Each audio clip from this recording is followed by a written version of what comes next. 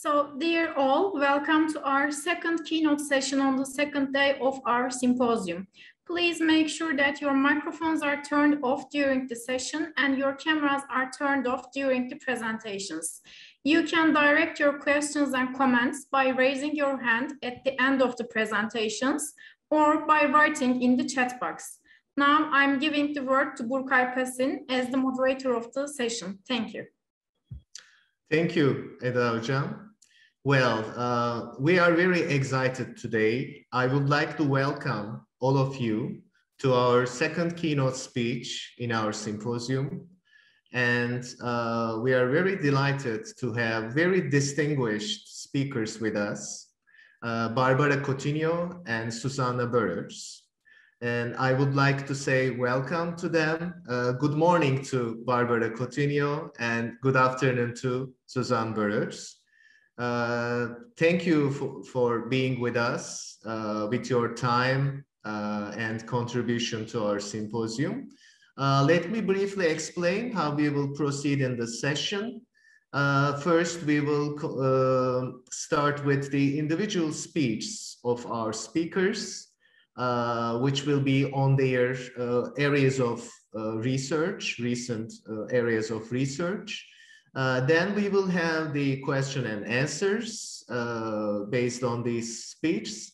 And then there will be another joint speech about International Specialist Committee, because our speakers are co-chairs of this committee. And there will be another short video that will introduce you this committee. So I would like to start with Bárbara Coutinho. Bárbara Coutinho received a bachelor degree in History of Art in University of Lisbon in 1993 and a postgraduate degree in Art History Education in 1995 and a master's degree in Contemporary Art History in 2002 from the same university, and also a PhD in Architecture in 2019 with the thesis, The Exhibition Space as a Total Work of Art, the Museum of the 21st Century, a Place for a Global Aesthetic Experience. Coutinho is the founding director and programmer of MUTE, which is Museu do Design e da Moda. In English, it's a Museum of Fashion Design since 2006. And she's also the author of the museological program of MUTE, also responsible for the functional program and architectural concept of the museum building renovation. And we are very lucky today to be able to watch all the foundation story of this museum. Bárbara Coutinho is a guest associate professor also at the University of Lisbon since 2006, teaching architecture theory and history, supervising various dissertation projects in the architecture master program. Also, she's a researcher of Center for Innovation in Territory, Urbanism and Architecture. As I told in the beginning, she's also co-chairing with Zsuzsanna Böröcz the Docomomo International Specialist Committee on Interior Design. And she's also a member of the advisory board of BIT, Bienal Ibero-Americana de Diseño. Her work is divided between curatorship, research, teaching and writing, having as main research fields as museology, curatorial practice, exhibition space, design, and contemporary creation. And I would like to once thank her again for her speech today. The title of her speech is The Scenography of Public Interiors Between Dictatorship and Democracy, the case study of national and overseas bank headquarters transformed into MUTE Museum. So now we are ready to watch her presentation. Thank you. Good morning. My name is Bárbara Coutinho. And I wish to start by congratulate the organizers of this second symposium and thank them also for the kind invitation they made me. It is with special pleasure and responsibility that I am among you today to share a work that I have embraced since 2006, when I took over the direction of a new museum, MUD, the Museum of Design and Fashion in Portugal. Among the several works as a director, I was in charge of designing the museological concept and also the architectonical and functional program for the installation of the museum in the former headquarters of the National and Overseas Bank in the heart of Lisbon. And it's about that I would like to share a PowerPoint and start this communication. The objective is to understand how MUD's strategy transformed the pre-existing building that was designed as a closed, hierarchical, and segregated space to perform as a bank with a nationalist and colonial symbolism and an autocratic culture into a living, inclusive, and dynamic space that communicates a democratic culture and might contribute for the shaping of a different social relation into the future. With this strategy, we safeguard the complex legacy that was in danger of being completely lost, transforming it into a significant heritage important for the consolidation of the museological concept, as also for the awareness of our consciousness as a society. Our intention was also to reflect a wider and humanistic approach to design, understanding it as an innate human capacity and develop more balanced and sustainable solutions for an ecological, economical, and cultural perspective. Therefore, this communication is structured in three phases.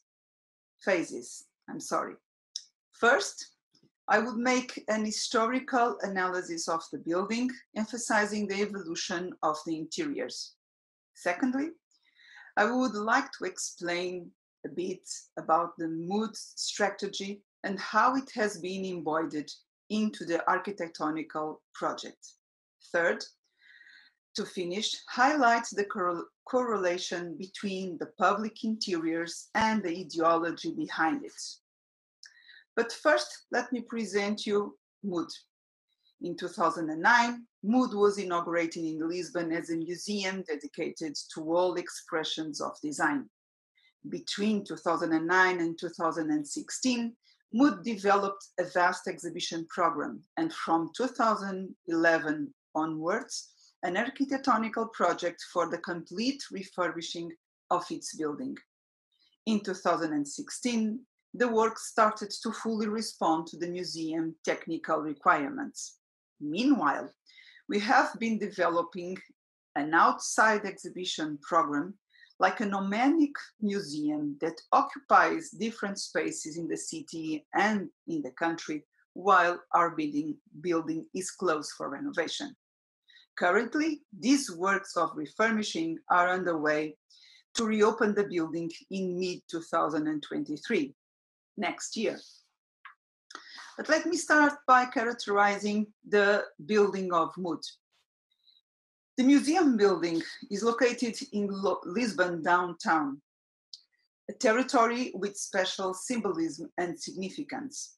Occupies an entire building block of the city reconstruction plan after the 18th century earthquake, the so-called Baixa Pombalina, considered by many historians of art and architecture, such as José Augusto França or Ana Tostões, as the first modern city plan in the Western world, a precursor of modern urbanism and also a major example of the Portuguese urbanistic tradition. This building block, which currently has 8 stores and a total area of 15,000 square meters, was formerly the headquarters of a very important bank, National and Overseas Bank, an institution founded in 1864 as an issuing new bank that regulated the financial life of the Portuguese colonies and therefore closely linked to all the phases of the Portuguese colonial policy. Originally, this block had a pombaline construction with a cage-like structure and foundations resting on wooden stacks, containing different lots with distinct functions: dwelling, commercial, and banking. In the mid-1920s, the bank became the owner of 2/3 of the block and initiated extensive work for its expansion and modernization, inviting the Portuguese architect Tertuliano Marques to design the new building interior. He proceeded to demolish almost the whole of its interior, introducing a modern reinforced concrete structure based on the column beam slab system. This building in Portugal is one of the pioneers in the modern construction system. The circulation was completely changed in accordance with a new special model, with the services organized around a central octagonal atrium with 14 meters height, crowned with a large skylight to provide overhead lighting. After considering the introduction of a monumental new facade, Tertuliano Marques decided to restore the original pombaline proportions, ordering the demolition of all the additions that had been made above, between. At a time when the heritage value of the pombaline architecture was being discussed and buildings were beginning to appear that broke away from its formal unity, this decision revealed a significant heritage awareness. The second building, great enlargement and remodeling, occurred between the decades of 1950 and 1960 to the commemorations of the bank centenary. The NU, the National and Overseas Bank, was then the owner of the entire block, and Luís Coutinho da Silva, a leading figure of modernism in Portugal, was invited to be the architect of this new project. The initial project in 1952 envisaged the total demolition of the existing building and the construction of a new and modern headquarters with 9 floors, 2 of which would be below ground. The main novelty was the new special organization with a vast concrete open space and a curved and translucent ceiling supported on the floor of the level 2. Inspired by the Viennese aesthetics, was based on the solution of Otto Wagner for the postal saving banks in Vienna. But the city council reproved this project. And in the second drawings, we see Coutinho da Silva moved away from this idea, reversing the solution and ending up maintaining the structure and the metrics defined by Tertuliano Marques. As you can see on the image, the existing wood counter was replaced by a bigger one made in marble, which was the axial element of the interior organization, contrary to the first proposal, in which the space was intended to be the major feature in itself. The accesses become more segmented and the internal circulation took place in a distinct, isolated, and hierarchical fashion, with different, separated vertical access for the public, employees, and bank management. The monumentality so desired by the bank to mirror its political relevance and power was obtained through the use of noble materials in the interiors, which were meticulously chosen and combined with one another. White, green, and black marbles on the walls, floor and main pieces, tropical hardwoods, and dedicated lighting fixtures were the main elements used. The fine art and the decorative arts was also part of this remarkable project. Coutinho da Silva integrated them on the different spaces, contributing for the noble identity of each interior. There was also a clearly and carefully executed unity between the architecture and the interior design, with the furniture, the utilitarian objects, the accessories, and the lighting being precisely and purposely designed for this space and products also for this space. On the ground floor, a monumental stone counter with its curved forms and columns coated with stainless steel shaped the whole of the interior space, giving its own rhythm and movement. The countless details and studies of the interiors, from the vaults to the boardrooms, from the counter to the signposting, from the ceilings of light to the handrails or to the details of the flooring, all show how the bank interiors were conceived as a global, total, and united atmosphere. Modern functional aesthetics were used in the work areas and in the interiors where the customers were received, while the historicist language afforded greater individuality to the administrative areas and the bank's most symbolically representative spaces and rooms. But the bank lost importance significantly after the Portuguese Revolution in 1974 and the consequent independence of our African ex-colonies. By the end of the 20th century, the bank was merged with another national bank called Caixa Geral de Depósitos. In 2001, a third remodeling project started, but the works were interrupted in 2004 following an intervention by the Portuguese Institute for Architectural Heritage. They signed that it was a crime taking place on its site.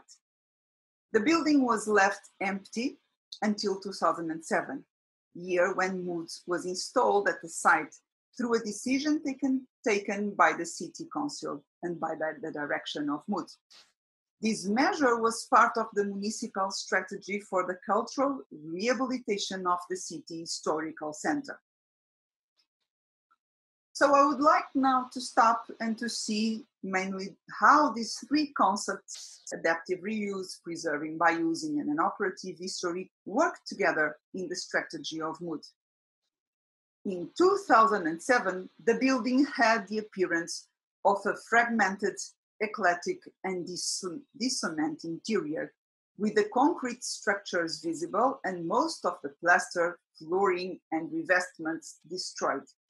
In the context of a hard financial crisis, our proposal was to make a minimal intervention and open quickly Mood as a museum in progress, based on an adaptive reuse of all the spaces.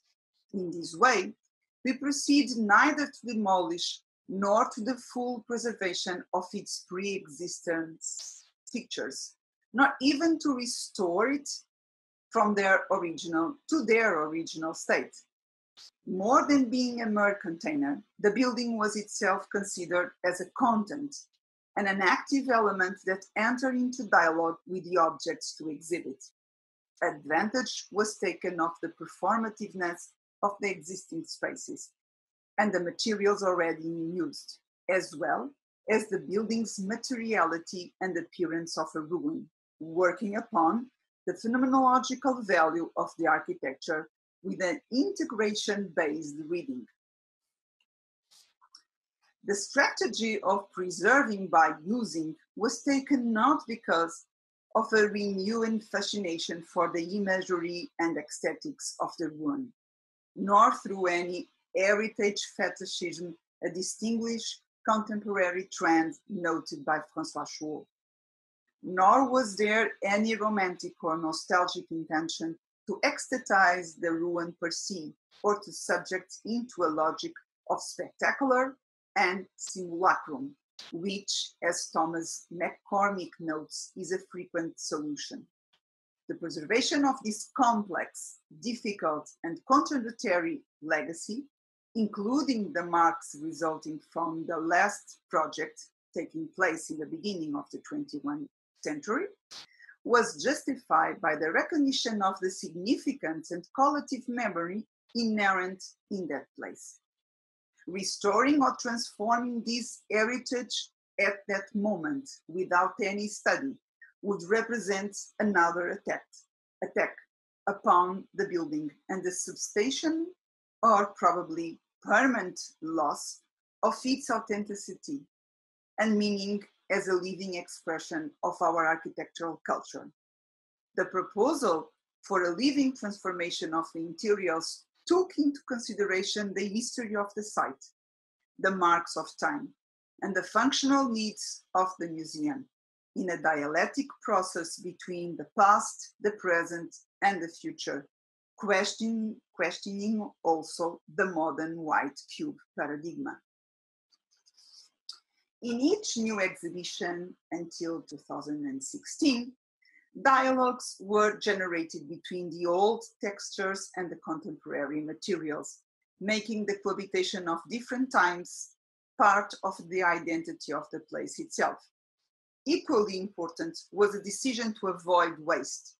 Each new exhibition had to start from the primacy of reusing the materials from the previous exhibitions, recreating new solutions in the philosophy of a circular economy that we have been advocating for ecological and economical reasons since 2009.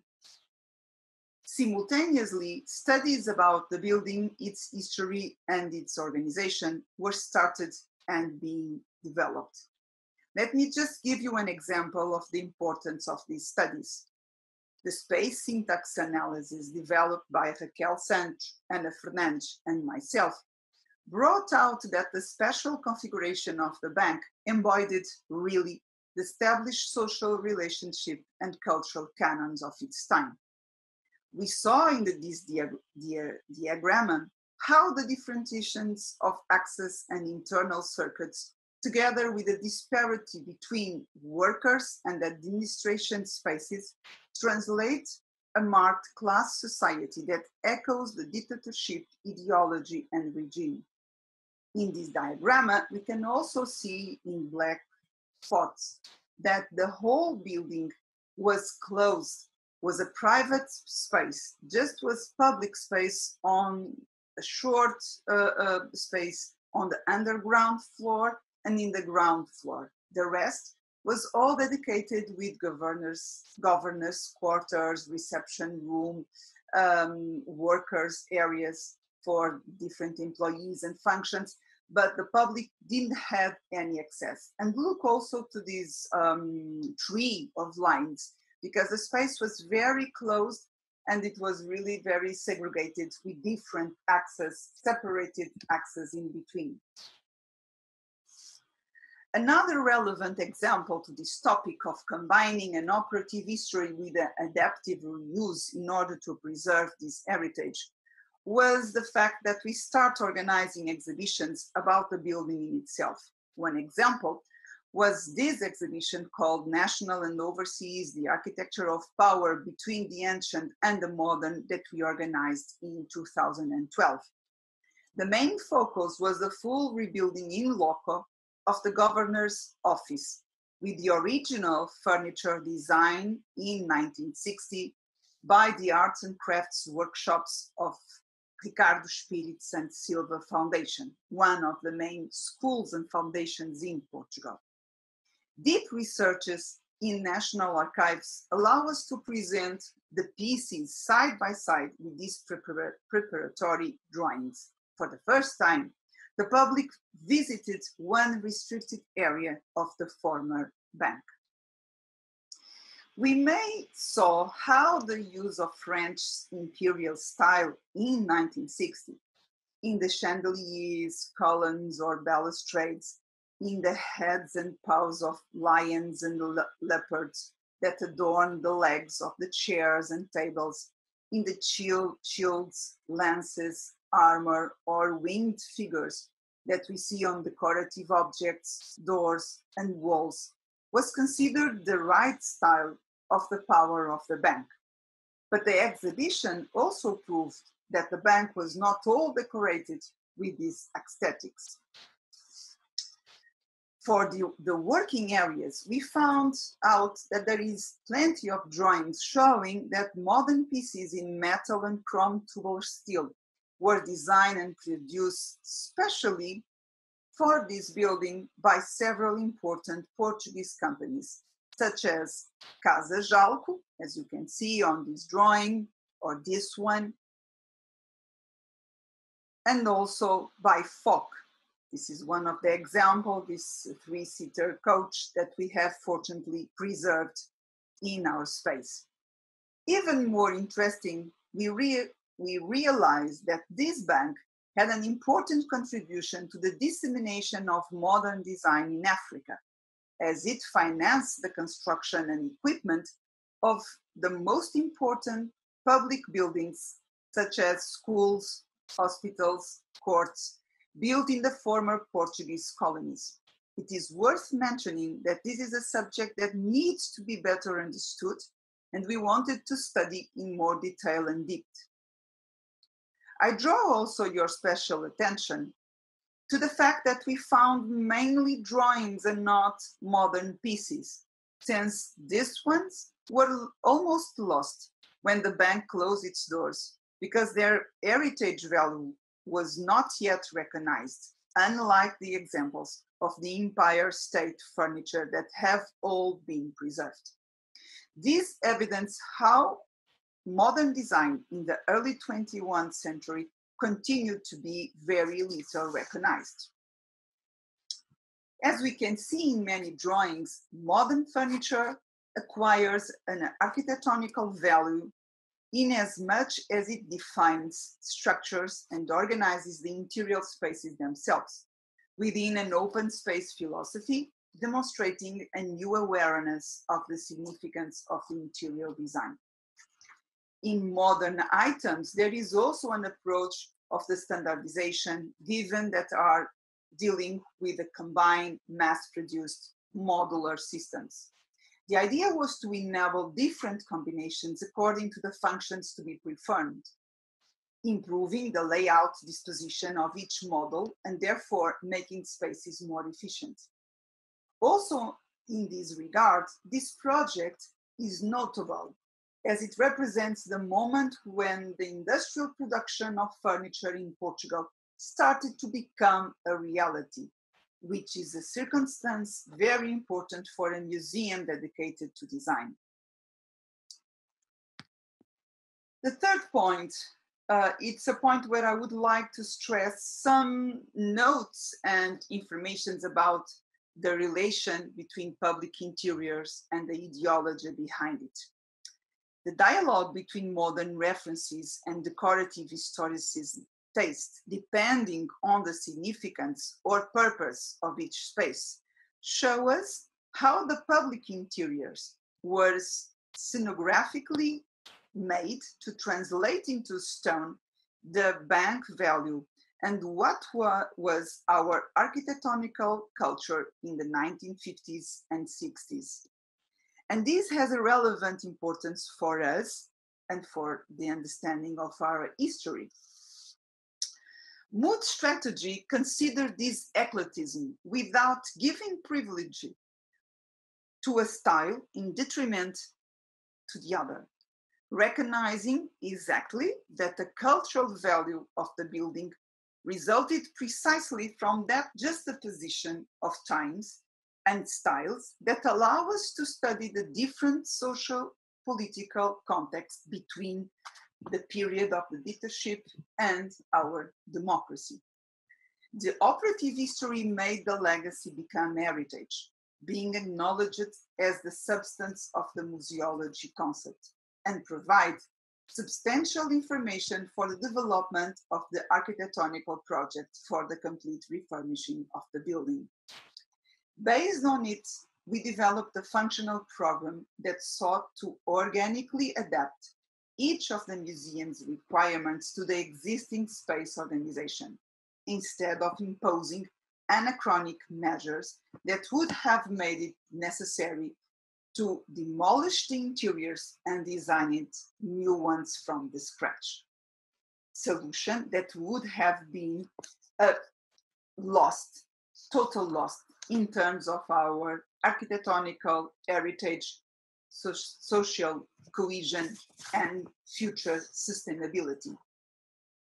The future organization of the museums, therefore, will show how each solution was found in the original habitability of this block, its uses and circulations, but overturning the original ideology of the space. By another words, the building itself becomes a design matter for the museum, and it would be one of its subjects, ending up with the distinguishing between the container and the content. For instance, the ground floor, where you can see in this photography of 1964, the painting of Martins Barata in the entrance of the bank, the ground floor will once again function as the prime area of welcome and attending the public, strategically installed in the area privilegedly used for receiving the bank customers. This will mean that a notable counter will be restored to its original use, but this time as the museum reception and ticket office. However, it utterly inverts the use of its previously highly restricted, segmented, and controlled interior by transforming part of it into a museum shop where everyone enters, rooms, and leaves. The architecture is maintained while the perception of space changes. The counter is still there as other parts of the previous project, but ceases to be a barrier. Fine arts and pieces of furniture that once belonged to the bank and still exists will return to the building in a curatorial discourse that integrates the different historical times in the democratic, inclusively decolonized and problematized perspectives. Let's go again to this space syntax study that I referred a bit ago. But look now to the one that we studied in 2018 for the future museum. In order to transform a closed, hierarchical, and segregated space into this living museum that promotes the full participation of its visitors, is planned the opening to the public of the former bank's areas of restricted access, transforming them into public spaces for educational activities, designers, residents, library spaces for meeting and debate. Also planned is a system of multi-directional and fluid circulation, making use of the existing vertical accesses in order to offer multiple options so that each visitor can reach the different public areas and choose the routes that they wish to follow. In red spots, you can see already the bigger number of places that will be public spaces. And remember the previous diagram where you can see a bigger tree. Now the space, it's much more horizontal, had less closed doors and segregated spaces. So it's much more open and it's much more in deep, creating the possibility of the public to visit them almost the whole. Following this philosophy, multiple aspects of the museum will be developed within the current configuration or will reactivate original spaces that have been meanwhile closed. What it was a restricted room for vaults that remains intact will function as an exhibition space. Another example is the terrace, where the former restaurant of the BNU administration will be the future mood cafeteria and restaurant next to a green terrace, all made with Mediterranean and Portuguese plants. Together, the terrace and the restaurant will focus on the Mediterranean diet, calling our attention to its sustainable and health meaning for the future. The third floor will be dedicated to our long-term exhibition with pieces of our collection, while the first, second, fourth, and fifth floors will be used for temporary exhibitions, educational workshops, a storage, partially open, design labs, and also an auditorium. What I mean is that the closed space will transform, and it will give the place to a site of encounter, discover, learning, creation, sharing, participation. A democratic space with different styles inside and different furniture and interiors from different ages, dedicated all to design, emphasizing the importance of this discipline for the needed change of society. To conclude, I would like to emphasize three main ideas. First, mood was installed in the building with an authoritarian architecture that mirrored the dictatorship regime of Estado Novo, as it was known.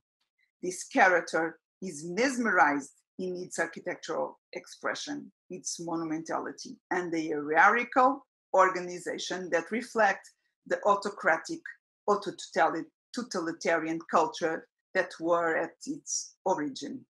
Our intention is to transform this building into a living lesson of architecture, design, and culture, adapting the special organization and interior design in order to offer an intergeneration platform of meeting and learning.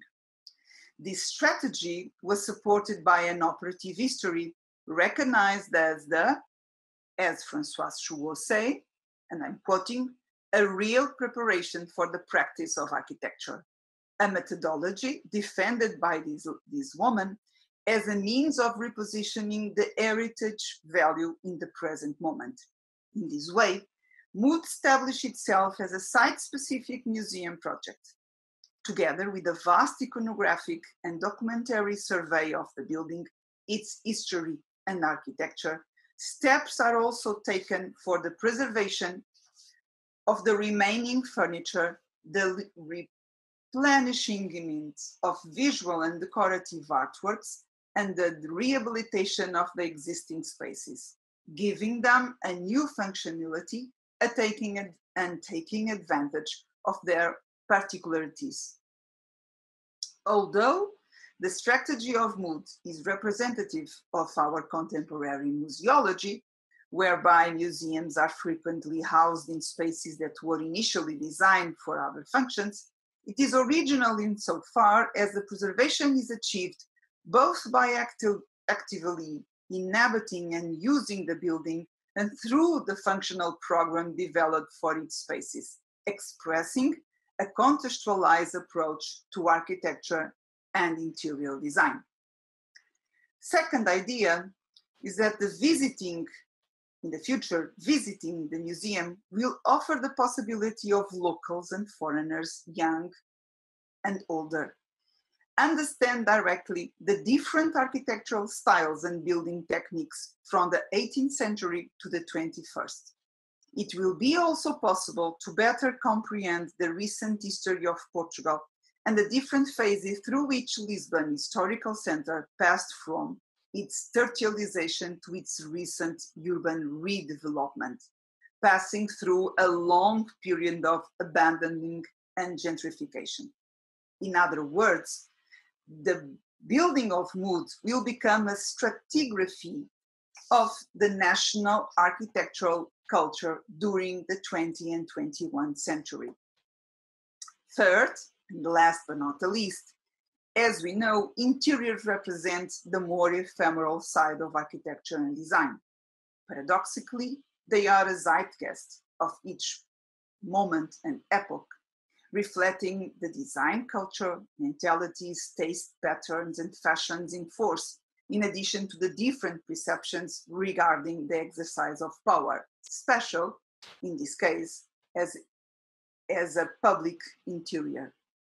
The possibility to understand through living inside Mood the political, cultural, and social transformation underway in Portugal over the last century is a unique and enrichment opportunity. And with that, we all can learn lively and directly from this heritage and from this history, and work better for a more common health and common society. So with that, I finish my presentation. I hope I have been clear about our goals and our work until now. And I look forward to meet you all again in any other encounters like this, or if not before, in Lisbon in 2023. So thank you very much for your time and attention. And I hope now we can have some minutes to debate and to discuss some of these ideas.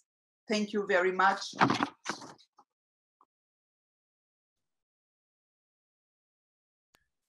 Okay, we would like to thank a lot to Bárbara Coutinho for this very exciting, very interesting speech. Actually, I share what she said at the end. I hope we may be the first visitors of this museum. Who knows, next year.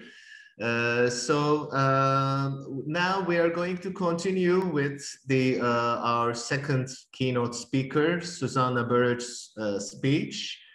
Again, I would like to give a brief information about her background. Zsuzsanna Böröcz is a musicologist and an art and architecture historian. She obtained a PhD in art history at the KU Leuven in 2004 on post-war stained glass windows in Catholic churches. Her main fields of interest are interior and design issues in the context of heritage conservation, craftsmanship, and higher education in the 19th and 20th century, and design institutions in the 21st century.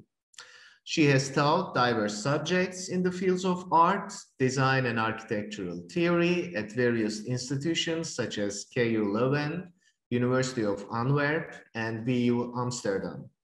She also created exhibitions and collaborated on several research projects, and her ongoing research, Foreign Design Centers and Support Institutions, is an international benchmark study commissioned by Z33 House for Contemporary Art, Design and Architecture for the Flemish government.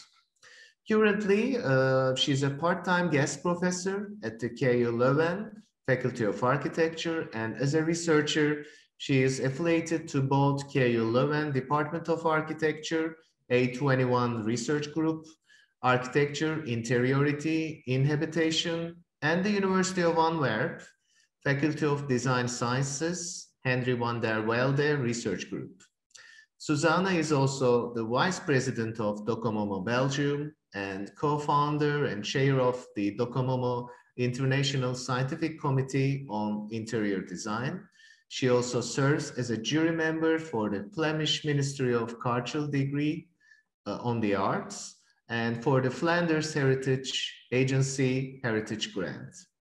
So now it's again a pleasure for us to host her in our symposium.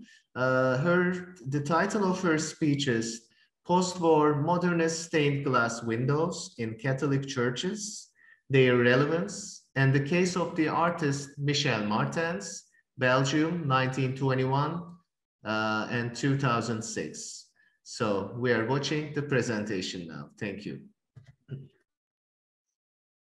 Hello, I am Zsuzsanna Böröcz, and I am happy to introduce you to a lesser known subject, stained glass windows which were made after the Second World War.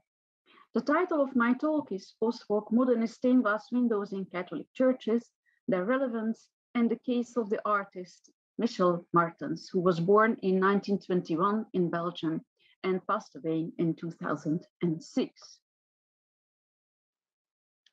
The making of stained glass windows is still today based on a 1,000-year-old technique that has remained essentially unchanged. Pieces of cut glass, colored or not, painted or not, held together by lead cane strips. The lead strips are joined at the intersections with solder, thus forming a strong and durable matrix for the glass. Thus, whether it is cast, milled, or extruded in strips, lead is intrinsic and indispensable to the manufacture and conservation of these windows.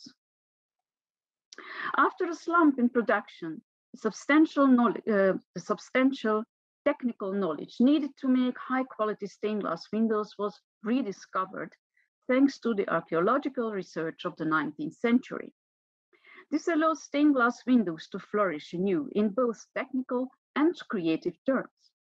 Influenced by the Gothic Reveil, by religious movements, and by numerous artists' fascination for glass as a material, the medium developed an experimental character. This explains how it could become the subject of heated debate during the modern movement. Stained glass windows were produced in high quantity and remained an important part of Western culture until the third quarter of the 20th century. 20th century architectural glass can be found in various contexts. Here I will only deal with a small part of this production, namely stained glass windows in Roman Catholic churches in Flanders, which is a Dutch-speaking region of Belgium. And these windows, which were made between 1945 and 65, so a specific region and a specific 20-year period. I will start by giving you some background on the meaning and the position of sacred art, and then also on the role Benedictine Abbey played in Belgium. From there, I can introduce you to the glass artist Michel Martens. Through his realizations, both in historical churches and in modernist church architecture, I will elaborate on various topics relating to modern stained glass in Catholic churches. Stained glass windows are a part of what we call sacred, ecclesiastical, or liturgical art, which is distinct from the more general religious or Christian art. Sacred, ecclesiastical, or liturgical art, which we can consider synonymous, denotes a subset of religious Christian art intended to be part of a church interior and to fulfill a well-defined liturgical role. So it must not only fulfill a functional role in the context of the rite performed in the church, it is part of the church architecture, old or new, and has to be acceptable for the community of believers. The Roman Catholic Church addressed the post-war period in Western Europe with a positive frame of mind. After so much destruction, churches needed to be built and rebuilt. A true church building zeal delivered innumerable realizations with and without stained glass windows. But the misalignment with social and sociological developments soon became clear. The decline of the traditional faith forced the church to contemplation. The Second Vatican Council, which was held between 1962 and 1965, led to a new ideal of simplicity and modesty. This explained the scope of this exposition, ending in the 1960s. The production of stained glass church windows in the period between 45 and 65 is therefore influenced by a great number of factors. The position of the clergy and monastic orders as patrons, the psychology of the modern artist and his personal expression, modernist church architecture and the reconstruction of war-damaged churches. The topic of monument care is also constant in the discourse, as newly designed stained glass windows also played a role in debates on restoration strategies of older church buildings, and the demands of numerous actors that intervened in a church commission. To do this, we first need to provide some historical context on the relationship between the church and modernism. Though the Catholic Church had always favored contemporary art, its attitude changed in the fin de siècle period. Right at the start of the 20th century, Pope Pius X found it necessary to warn against too worldly and inappropriate art entering the church. In 1910, he ordered every member of Roman Catholic office, every theologian and professor in philosophical or theological seminaries to swear an oath against modernism. While this oath against modernism remained in effect until 1965, many within the church were actively working at reconciling sacred arts with the modern art practice. Interestingly, the same Pope Pius X introduced in 1903 an innovative approach to the liturgical space, stating that it is the assembly of believers, which is the prime and indispensable source of the sacred character of a place of worship by virtue of its active participation in the divine mysteries. Of course, the statement had far-reaching consequences for the notion of church architecture, as it was no longer the building or furnishings, but the worshippers who generated sacrality. It led to a decidedly more sober approach to liturgical art, one in which some could perceive a possible link with modernism. Belgian theologians, especially Benedictine monks, were forerunners in disseminating this new liturgical vision. One such Benedictine monastery was the French-speaking St. Andrew's Abbey in Zevenkerke, which means 7 churches, in West Flanders, south of Bruges. Founded at the end of the 19th century, the Neo-Byzantine Abbey was actively involved in attempts to bring the contemporary art practice and sacred art closer together. Already from 1927, they published a journal on liturgical craft. The name of the journal was L'Artisan Liturgique. Over the years, there was a noticeable shift from sacred craft to sacred art. The September 1953 issue of the journal, now called L'Art d'Église, was for a big part consecrated to stained glass windows in churches. The article was written by the chief editor, photographer Benedictine monk Xavier Botte, starting with the surprising proposition: the presence of colored glass in the windows of a church, set and intertwined with LED nets, is not essential or even desirable. According to Botte, extreme technical innovations were not welcome in church windows. Instead, he advocated the use of so-called antique glass, which has been used since the Middle Ages and even before. It is mouth-blown and full of small air bubbles. This unevenness gives antique glass particular properties relating to transparency and translucency and, depending on the size of glass sections, color intensity and distribution. All properties which have a direct consequence on how the natural light enters and influences the interior space. Interesting is the role they also attributed to the LED canes. Beyond their functional, structural role, they needed to be an organic part of the window composition, in addition or next to the iron window bridges or crossbars, which formed a necessary subdivision in each window. Botte distinguished 3 types of LED line. The first was the constructive LED, which marked the boundary between pieces of glass of different colors. Then the narrative LED, which was not only a constructive line, but also ensured the legibility and plasticity of the representation. And the graphic LED, which connected the composition to the structure of the window. The latter also determined the character of the medium. By only using constructive lines and a few colors, the stained glass artist could create a simple stained glass window, which formed a balanced composition through the relationship between form and color. But when he wished to communicate a figurative or symbolic subject, the use of all 3 types of LED line was required.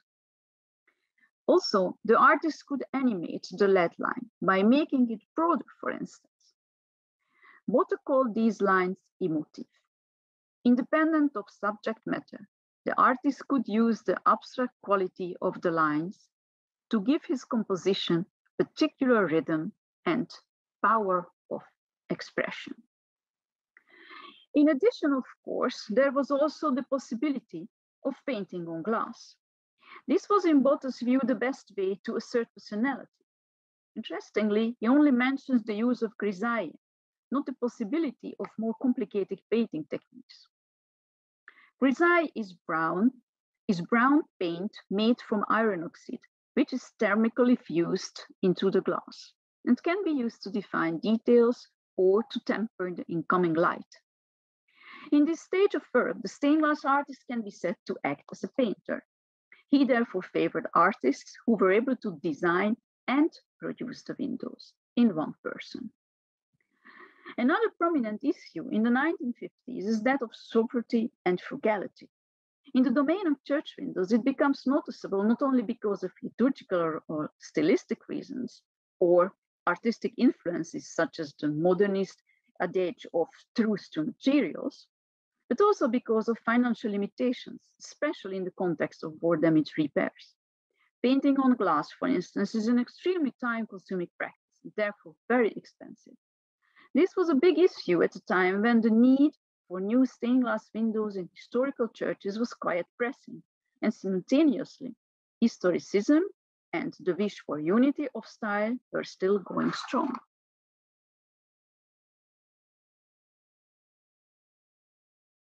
In conclusion, Botha's article expresses a need for renewal concerning stained glass church windows without extreme technical or stylistic innovations. Evolution rather than revolution. The technique of glass in concrete is not surprisingly left unmentioned. Lardeglees promoted a way forward in continuity with the historical craft.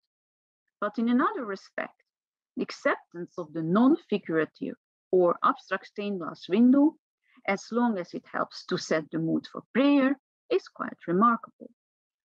Ultimately, Botha suggests that the quality of the work depended on the talent of the designer, a statement which reflects the evolution in the notion of ecclesiastical art from craft or a lesser art form to a higher artistic status, and therefore a more autonomous expression. Not an autonomous art, mind you. After all, it could not be disconnected from its architectural context, but an autonomous expression. The glazier who, in Botha's opinion, came closest to this ideal in Flanders was Michel Martens. Born in 1921, Michel Martens wanted to become a painter, but the war intervened, and after the liberation, Belgium was in great need of stained glass artists for its many war-damaged churches. The career choice provided an insured income for the coming decades. The stained glass windows I made seemed to be different, probably because I have never been allowed to learn it, Martens used to say. It is true, as an autodidact, he was not restricted by the traditional art education on stained glass, which was mistrusted in the post-war era. Living in the neighborhood of Zevenkerke, Martens developed a close relationship with the Benedictine monks. At the time, the editors of Lardeglees were collecting material for the journal, modernist case studies in church architecture and liturgical art of all types, appreciated, disapproved, famous or infamous. Martens joined them in the long summer tours through the Netherlands, France, Germany, Switzerland, Spain, etc. They were often accompanied by the architect Paul Felix, Flanders' first modernist church builder, and the university professor at the Catholic University of Louvain, now KU Leuven, my university. The bilingual French-Flemish Martens, who designed and executed stained glass windows himself, had no equal in Flanders. His fluent drawing style and his fine sense of light and color, which he expressed in glass and lead with only minimal grisaille paint, or in glass and concrete, perfectly fitted the atmospheric liturgical interiors conductive to prayer, which were then in demand. Thanks to the preference of the Belgian Royal Commission for Monuments and Landscapes after the war for contemporary art instead of unity of style, and thanks to the relatively low price of Martin's stained glass, largely due to the minimal glass paint, he became one of the favorite artists for commissions in historical monuments. He took part in exhibitions on contemporary sacred or religious art and edited journals on the topic, often related to debates on the reconstruction of the country and the many new-built churches in the rapidly expanding cities. During the Second World War, Belgium suffered relatively limited damage to the built environment, but the V-bombs did cause extensive damage to windows, in particular to stained glass churches. During the reconstruction period, these elements of great heritage value posed a special challenge, particularly in the numerous cases where the original designs have been lost and new ones were needed. In these cases, simple temporary windows were placed as a matter of urgency, and the issue of the definitive windows and their artists was postponed to the final stages of reparation. Let us now, after all this context, look at some examples of projects for which Martens realized the stained glass windows. The first case is quite a large church building, the St. Peter and Paul Church in the coastal town of Ostend. Named the Queen of Seaside Towns in the 19th century, Ostend was a holiday destination of choice for the rich and the famous at the time, but the city was severely damaged during the Second World War. In this neo-Gothic church, designed by Bruges city architect Louis de la Sanseville, where the stained glass windows had been destroyed, Martens received the commission to replace all of them. The undertaking took almost 15 years, starting in 1954. Although the age-old custom of depicting scenes from the Bible, the life of certain saints, or from the history of church, nation, or city had been called into question by this time, people in this region still demanded an iconographic program. Now, when you look at these stained glass windows, you notice that they are still figurative, but clearly demonstrate a fair approach towards the impulsive themes. The design tends to literally defigurate the figuration. Though you can detect certain scenes or elements of scenes when you look very closely, on the whole, the emphasis is not on the narrative.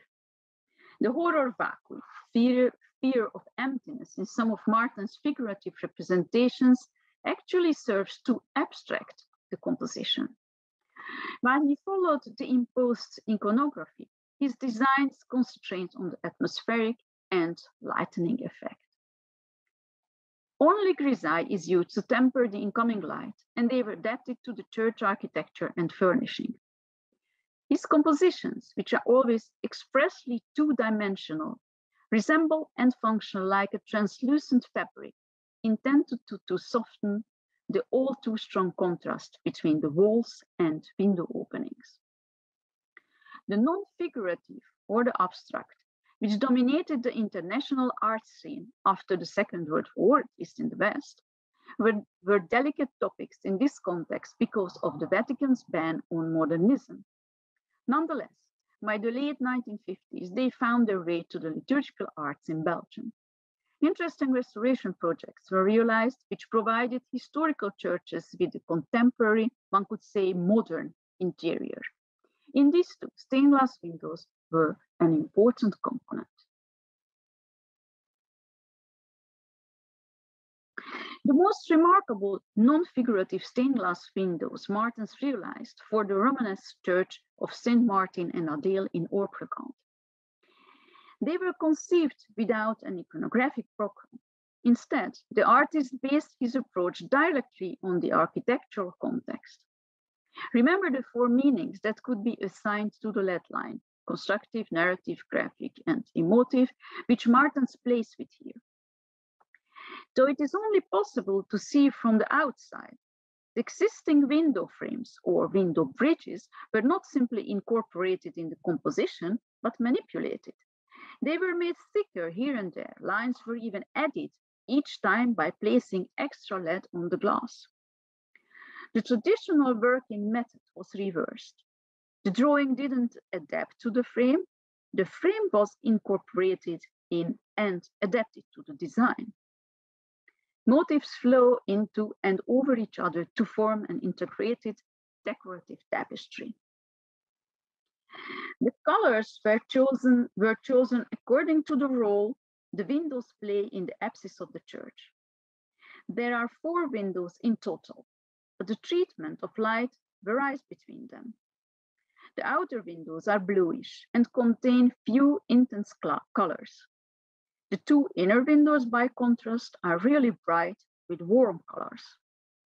The 2 bright stained glass windows are visible from the very back of the nave and attract attention because of the dominant orange color. The orange hues emphasize the altar and the rites taking place there by immersing it in a bright, warm bath of colored light. Are these windows eye-catching? Yes. Are they over the top? It may seem so, but on site, it is striking how they fit within the Romanesque architecture. The adaptation of the window bridges convincingly enhance the harmony, width, and integration in the architecture. The lead line has been taken to another level beyond its traditional servant role. This is not only a fine illustration of the integration of contemporary applied art in a historic building, but also of how an old age technique can still produce innovative results. One of the main concerns with stained glass windows was precisely the problem of the integration in architecture. And in this respect, Martens was exceptionally good. This comes down to the fact that he didn't behave as an independent artist, but as a craftsman or applied artist who always started from the architectural context. When we check Martens' realizations in post-war modernist churches, it becomes clear that in those, a non-figurative approach didn't really pose a problem. Here, other topics came to the forefront, notably technology and new materials, for instance, glass in concrete, but also the unity of architecture and the arts, topics closely linked to modernism. From the very start, modernists embraced transparency and with it the role of light in all manner of spaces and programs. And this is also the case in modernist church architecture.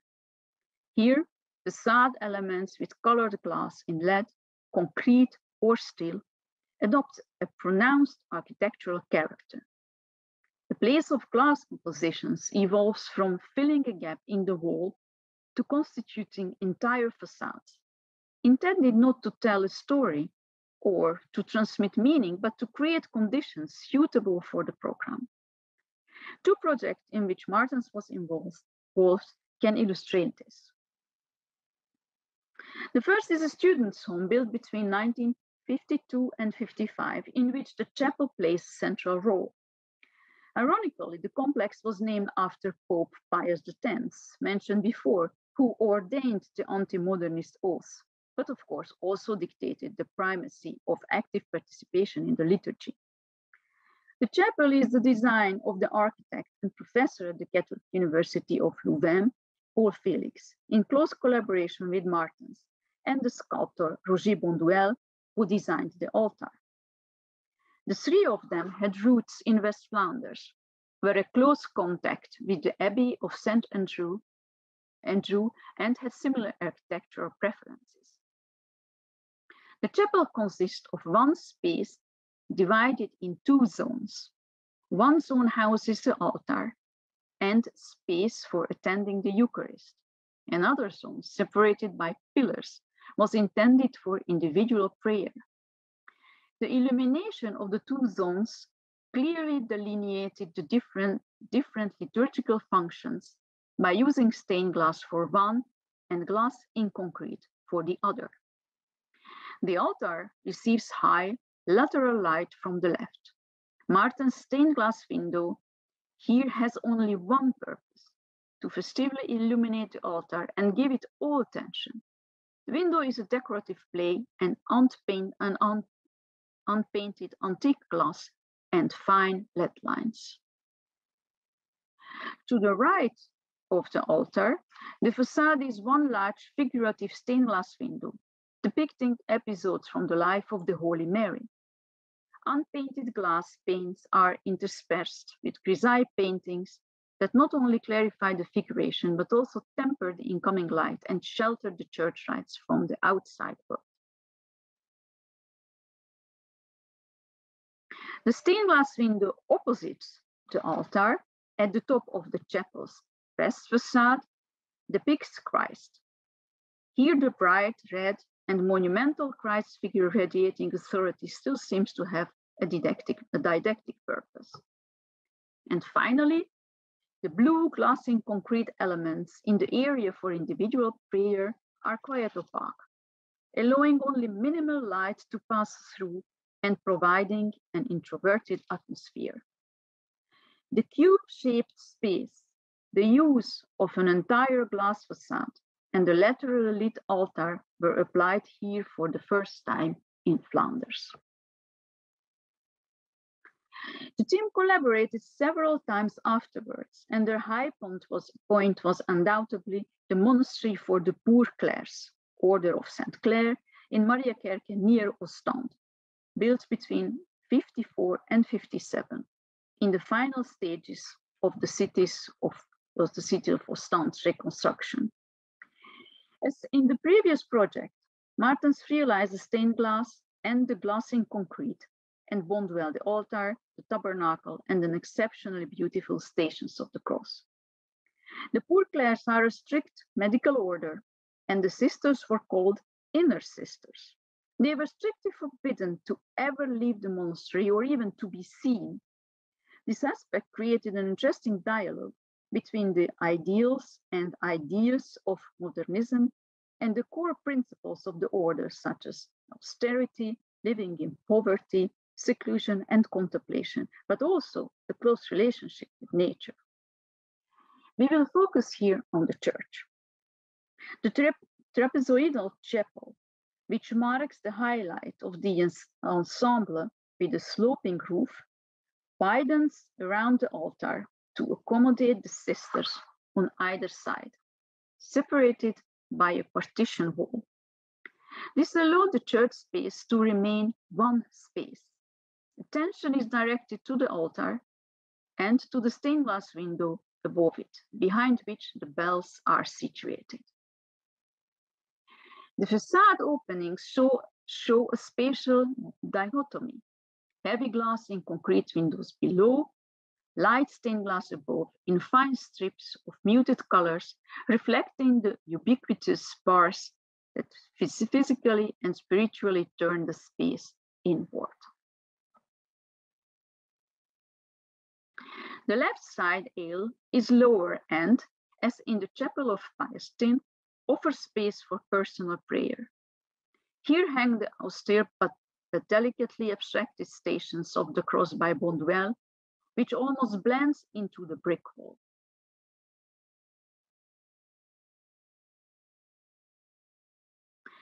The north facade is built as a large glass in concrete masonry wall with images from St. Francis' Song of the Sun. The glass in concrete on the opposite south side is non-figurative, focused on moderating the bright sunlight. There is no longer any trace of the need for figuration. Only a few symbols remained, helping to realize a fitting atmosphere rather than to communicate. From the mid-1960s, commissions for stained glass windows declined. The church no longer needed as many glaziers as after 1945, and the profane building sector didn't tolerate stained glass because the technique didn't meet contemporary architectural standards. These circumstances and Martens' urge to make free work led to a second activity, autonomous works of art in the form of mirror glass reliefs and sculptures, and research into developing a contemporary adaptation of the stained glass technique using mirror fragments to animate light. The result combined industrial double glazing with a personal, handcrafted intervention by the artist. Since the beginning of the 21st century, growing secularization poses an even greater challenge to church buildings throughout Western Europe. This is especially the case for less important and more recent churches, which are more quickly considered for adaptive reuse and often contain modern stained glass windows. In such cases, the windows are often perceived as an obstacle, preventing the interior space from adapting to the new requirements. Expertise on artistic architectural glass would be of great value in such a decision-making process, but unfortunately it is quite rare, especially on the post-Second World War period. On top of this, beginning of this year, the European Commission included the material lead in its list of forbidden substances. If the recommendation is approved, it will have a direct impact on the work of stained glass artists and conservation professionals, and the future of the quite extensive stained glass heritage will be in danger. Thank you for your attention.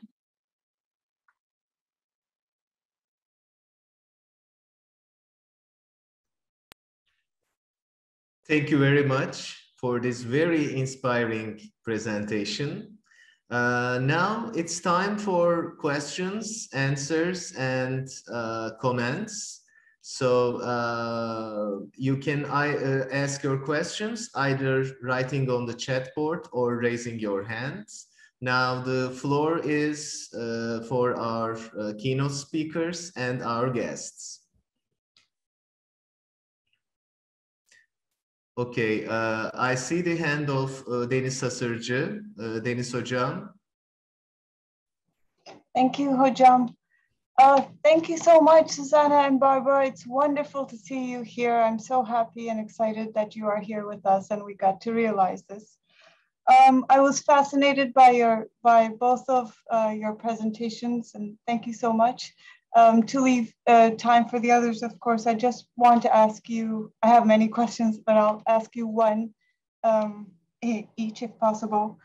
Bárbara, in your presentation, thank you, that was wonderful. The building and the interior becomes a part of today, and it's used, and I thought that that had an educational purpose on its own, and I find it quite insightful. I wanted to ask you about the space syntax method that you have used. Of course, it, I think, refers to Bill Hillier and his studies who passed away quite recently. But I think it's very interesting. So how did it contribute to your analysis? What were some of the realizations when you applied it? How can it be applied in our research in modern interiors, but also adaptive reuse was what my question to you. And let me just go to my other question to Zsuzsanna, and then I'll be quiet. And thank you, Zsuzsanna. That was eye-opening. I found the glass windows so beautiful. I did not know that, you know, they could be more, so elaborate. I had a question on, as you were speaking about autonomy and the window and about the more abstract windows, and you talked about as long as it sets the mood for prayer, and maybe it was more emotive. You said conditions appropriate for the program.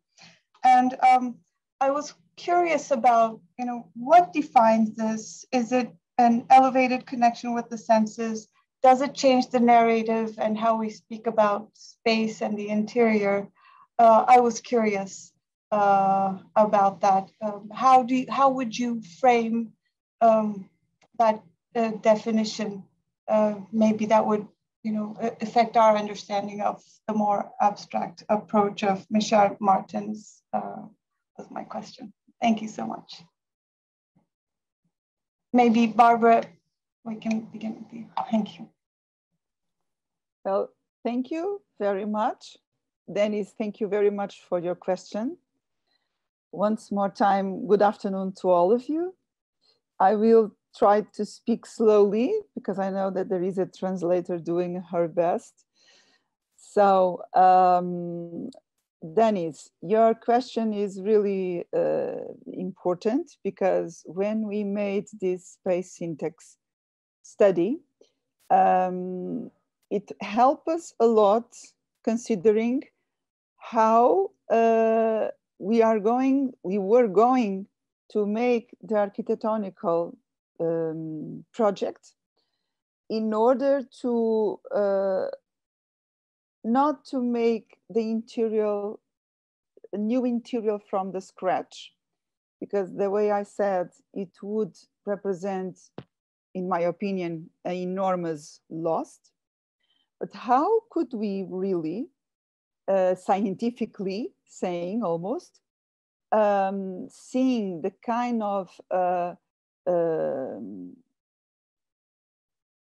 of end accesses, the type of circulation, the more in-deep zones in the building, in each floor, and how we could, with, in our case, with a few changes, locking doors, opening doors, changing the entrance to an exhibition, defining new access to the library, to the auditorium, but with the pre-existent structure, how could we really transform the space in the more participatory and collaborative ways? So the main result of this study that was made by me with two students, two master students of architecture, it was very interesting, and I could share with you the study is in English. I could share with you all. It was for an international congress that happened in Lisbon a few years ago.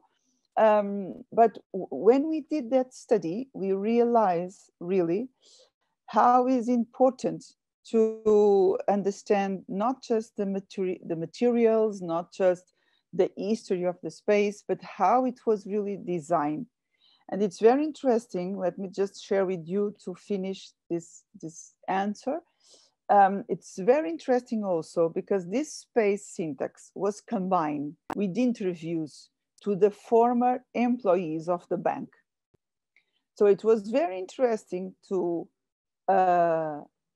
take a knowledge that many of these employees never during their long life working on the bank were allowed it to go to another spot on the building except the office where they work, because this was really a very hierarchical, totalitarian space. So just to a short story that one of them told me, that it was like one day he go into the lift, the wrong lift. He went in the long lift, and he lost 2 days of working salary because he entered in the site that would just allowed to the management and the direction of the bank. So when we considered all of these, we were able to transform the space to a more really democratic environment,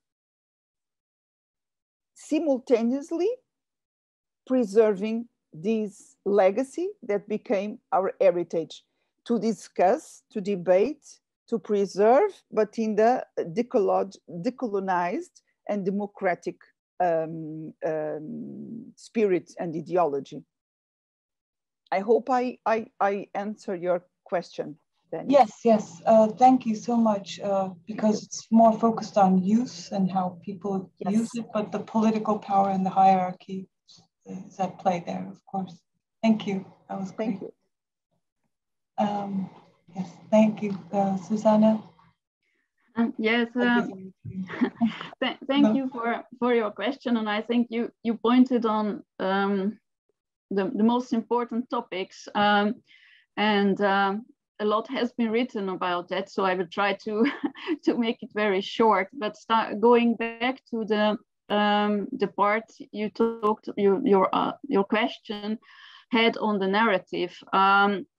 Just to say it very simply, so the idea that stories from the Bible had to be depicted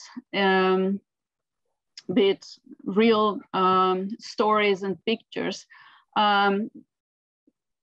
were seen at a certain moment as very much outdated because everybody knew these stories. So then came the question, why do we make these presentations? And then connected to the idea that the following of the Eucharist needed to become a more personal and active participation, which I told to you that it started from the beginning of the 20th century.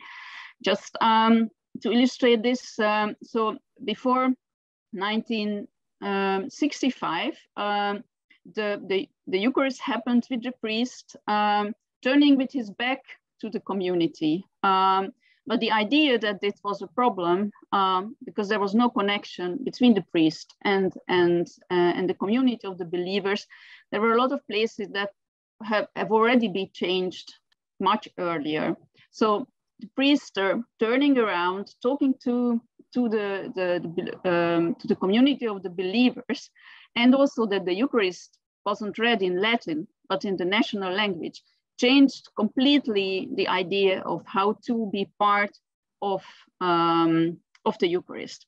So to these ideas connected the ideal of having a literal interior, which is supporting actually the emotions and an active participation. It was directed also to the idea that let's leave the stories and concentrating on the sphere. So all these parts of the evolution were directed to the idea of going more to just colored glass, not too many figuration. And also if you think that we are in the post-war period, so abstract paintings were also actually the main leading style in high art. It's all connected actually to these topics. So you also asked about the autonomy. This was a difficult question because after the Second World War in France, there was an important mainstream in the avant-garde of sacred art, let's say, where they were asking artists from the profane artistic world to make art for churches. So you have, what you all know is Ronchamp of Le Corbusier, for example. This was also part of this movement. But it turned out to be a little bit problematic also towards Rome, which wasn't very pleased by that. And also that you had too much personality in these artworks, which were, as artworks, were very beautiful, but they didn't serve actually the community. So this is also another important topic that was also in the background of the text that I actually showed you from this Benedictine monk who was writing about it, not willing to have too much artistic work in the interior. So there's, yes, that was wonderful. Thank you. I find a difference between the inclusive approach then and at the same time, but not too much. So there's a range. But thank you so much. That was wonderful. Yeah. Welcome. Okay, there is one comment on the chat board. Kübra Meltem Doğan, thank to both of you for your presentations full of information and reflecting interesting architectural perspectives to all of us. Do we have any other questions or comments from the audience?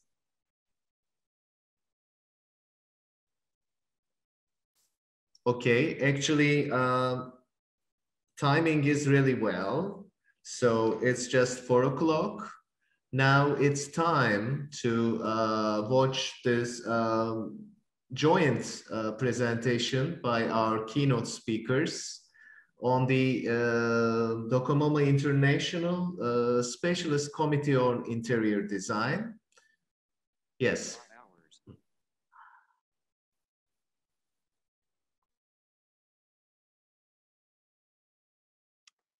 Good afternoon. We would like to start thanking the organization of the second symposium for the pertinence of this encounter and for the invitation to shortly present our DOCOMOMO International Scientific Committee. This is a special opportunity for us to communicate our aims and objectives to expertise audience outside DOCOMOMO in order to bring the significance of the modern movement to the attention of the public, the professionals, and the educational community. Remember that this is one of the goals of DOCOMOMO, founded in 1988. Particularly nowadays, with the war returning to Europe and the destruction of cities, houses, neighborhoods, historical buildings, monuments, which represents an irreparable loss in human and heritage terms. Next slide, please. Before presenting our ISC, let us remember that DOCOMOMO International develops a very important work of research and diffusion of the international knowledge related to conservation and reuse of modern heritage. Within the scope of DOCOMOMO International action, several international specialist committees are working on specific topics related to the modern movement, such as register, technology, urbanism, landscape, educational theory, publications. All ISC contributes with their interdisciplinary dimension to the Hannover Seoul Statement that was updated in Seoul in 2014, helping surveying, documenting, disseminating, and preserving works of the modern movement, having in mind, and I'm quoting, the development of new ideas for the future of a sustainable built environment based on the past experience of the modern movement. Next. With this framework, on the 14th International DOCOMOMO Conference at Lisbon, Portugal, on 2016, was approved the establishing of a new DOCOMOMO International Scientific Committee on Interior Design, presented by myself and Susan, with the special support of Ana Tostões and Marc Dubois. 6 years later, we are a growing international team with multiple focus of interest. It is our special interest to have a worldwide representation in order to learn from each other from the different manifestations of the modern movement, contributing to the enrichment of knowledge about modernity, questioning inclusively the notions of center and its peripheries. Next. Our main goal was and continues to be the study, documentation, and dissemination of interior design in order to create coherent and well-founded knowledge on this topic, which transcends traditional boundaries and develops a plural perspective, either thematically, chronological, or geographically. In the last years, in particular due to the COVID pandemic, interior design considered as all qualities related or close to the body, whether indoor or outdoor, gain importance. Everyone became aware of the need of a quality space that ensure both individual privacy and community life, flexible, but with the various functions well defined. At the same time, an increasing interest in recent literature, seminars, and congress are a reality. And this despite the fact that interior design is still often neglected. The subject clearly needs a more in-depth and wide-ranging consideration in order to improve its appreciation, understanding, and preservation. Questions like modernity, privacy, efficiency, economy, comfort, utility, and beauty in daily life or consumption need to be discussed. That is our mission, and that is our purpose. So I'm going to give the word now to Susan. Thank you. Now I am using just 2 slides, and I would like to introduce to some of our projects and activities. Starting with the next Docomomo journal, which is a joint effort of our Interior Design Committee and the Specialist Committee on Technology. This issue is on plastics in modern movement buildings and interiors, and will provide a theoretical, historical, and practical contribution to the interdisciplinary field of polymers. Guest editors are Silvia Naldini, Robert Leader from Technology, and myself from Interior Design. May I briefly mention that the Docomomo journal has recently become an open access international peer-reviewed journal, and that this upcoming edition on plastics will be the first one in the new format. The next big Docomomo event is, of course, the International Conference in Valencia. Most of our members will be present at the 17th Docomomo International Conference, and we sincerely hope that it will provide time and space to discuss the role and fate of Momo interiors. Meanwhile, we are very happy for the positive reactions to our efforts and the support of Docomomo President Uta Podgieser. Today, the most urgent topic really seems to be documentation, as interiors are rapidly disappearing. The question is how to add useful information about interior design to the platforms of Docomomo International. In this context, we are working on a methodology to include this information in MoMove, the online platform which showcases a selection of buildings, sites, and tours of the modern movement around the world. Another target is the worldwide database of Docomomo International, the so-called FISH system, where we are advocating to add interior design as a type of classification. We would also like to establish a form of permanent focus on interior design in the Docomomo journal. This, by the way, at the suggestion of Denis Hashershi, one of our most active members. Organizing and promoting seminars and meetings is very much at the heart of our activities. Most recently, we participated in the series of open discussions, Modernism Frozen, Urbanism and Architecture Under and After COVID-19 at the Tokyo conference. Our contribution was entitled Learning from Momo Interiors in Times of Pandemic, which is still available.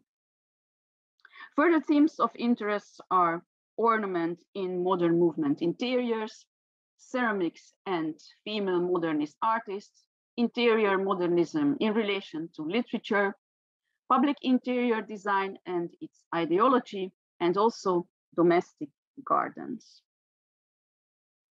During the last 2 years, we have grown from a small, smart starting team to a substantial and global expert group, but we still work to widen our network with active partners. So if you think you would like to actively take part in our ISC, please don't hesitate to contact us. We have a website hosted by Docomomo Belgium, where you can follow all activities and projects. Finally, in the name of our ISC ID, I would like to thank the organizers and especially Denis Hashershi for the opportunity to address you all about the importance of Momo interiors in the hope of furthering awareness of our domain. Thank you.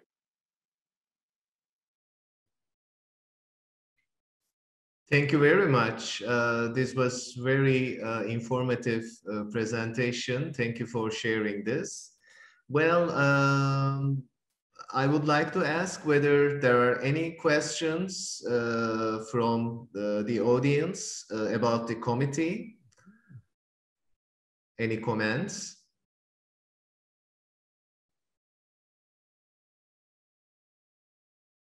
Okay, so maybe we can have the closing words from the audience as well. So I would like to give the floor to the head of the organizing committee of this symposium, Günnur Balice. Hello, welcome again, dear Bárbara and Zsuzsanna.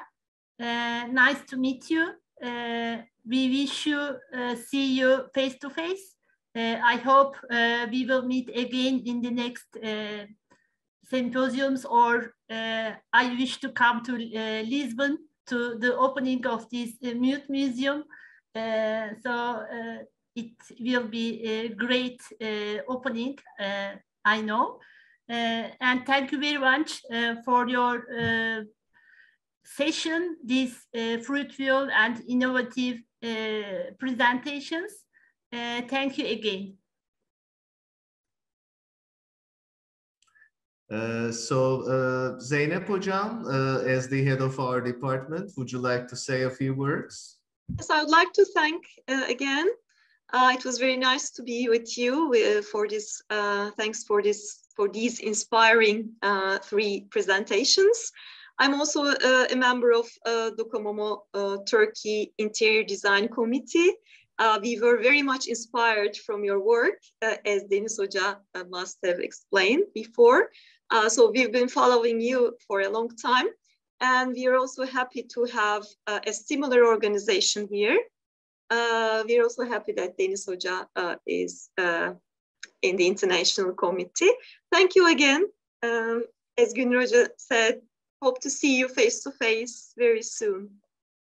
Thanks. So having mentioned the name of Deniz Hoca several times, Deniz Hocam, would you like to say a few words as a member of the committee as well? Thank you, Hocam, so much. As I've mentioned in the beginning, I'm so happy that we've managed to organize this. Of course, Yaşar University, the Department of Interior Architecture and Environmental Design, that their organization is impeccable, I think, and the committee has worked quite well on in the Interior Design Committee. They've worked so well. But thank you for your time and efforts and to highlight interior design, modern interior design, and aspects of interior design. And I know how passionate you are, and how you focus on material and the publication and methodology and many different aspects of modern interior design. And I find that very valuable. Our communication has been going on for some years now, and I believe that we're friends now, and we have developed a deep connection over time, and I'm very happy and honored to be working with you, and I'm looking forward to the next meeting and meeting you face to face in Valencia in September. Thank you again. Thank you, Hocam. So I would like to give the floor to the head of Docomomo TR, Yıldız Hocam. Would you like to say a few words? I'm not prepared anyhow. I, of course, would like to thank you, the Interior Committee of Docomomo Turkey, for organizing this event in the second time. The first one was last year. And of course, I would like to welcome to Zsuzsanna and Bárbara as well and say hello to them. It's very nice to see you again. I hope to come together in the future events and to continue your work, your fruitful work. Of course, I'm sure you will do it. We had a quite well event this year. Thank you all. Thank you, Hocam. And the Dean of our faculty, Professor Meltem Gürel, is here as well. Meltem Hocam, would you like to say a few words in conclusion? Yes, well, I mean, I wasn't prepared to say anything, but let me turn on my camera so you can see me. Well, I can only thank, it has been a wonderful organization. And I know everybody in the department worked very hard for this. So I would like to thank everybody who worked on this. I would like to thank to our keynote speakers. I would like to thank all the participants. It's been a wonderful discussion environment. So thank you to all. It's wonderful. I'm looking forward to the next next meeting. And I think this is also a great opportunity for young scholars who are working in this area. So I think it's very valuable. This meeting is very valuable in that sense. So thank you all. And see you in the next meeting. And special thanks to of course, the Turkish team of Docomomo Interiors. This is really their initiative. And we have been very happy as Yaşar University Faculty of Architecture to be a part of this event. Thank you all and stay safe. Thank you, Hocam. I would like to say a few words throughout the organization of this keynote speech process. It was a great pleasure for me to make all this communication with you. Thank you for your patience. And now, even though it's online, I'm glad to meet you as well. It seems that we are coming to Lisbon, the opening of the museum, as a very crowded group of people. So it's very exciting for us. So I would like to ask our keynote speakers, Bárbara and Zsuzsanna, do you have any last words to share with us? Well, yes, absolutely. Just a few, just to thank you to the wonderful words that every one of you in your own responsibilities share to us nowadays. To me, it was really, really a pleasure to be in this early morning. I am in New York now, so it's still early morning. It is really, really a pleasure to be in Turkey. And I want to thank you, especially to you, Barkay. I think I'm not saying correctly your name, but I want to thank you to you and in your name to all the organization, because you have been patiently and very carefully helping us to all. So congratulations to all by this second symposium. I hope that you have the third, the fourth, the fifth, the sixth, the seventh symposium. And I repeat again, you are all invited to come to the reopening of the museum. It would really, really be a pleasure to have you in here and to think about future collaborations between us, between the museum, between your university, and also, of course, inside the Docomomo. So thank you very much. Thank you. I would like to thank you too, and there are many thanks, but I have to stress on the point that I experienced it as a wonderful organization with very good and conscious and thorough follow-ups, and all our questions were answered. And I can imagine that to put up a conference like this, also from the technical point of view, it must have been a real challenge, but you succeeded beautifully. And I would like to congratulate you also that you can find so many scholars yearly to talk about interior subjects, which is not something very easy. So I think you are doing just a wonderful job, and I wish you good luck and more success with it, and in the hope to be able to remain in contact and doing things also together. So thank you very much. Thank you. So maybe before closing, we can have a nice group photo so that everyone can turn on their cameras. Now I want to give the word to Eda Hocam for her announcements. Thank you very much. Keep in health and have a good day. Dear keynote speakers and Burkay Hocam, thank you for this session.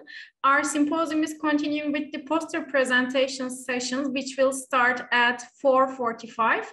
You can find the link of that session in the chat part. So hope to see you all there. Thank you.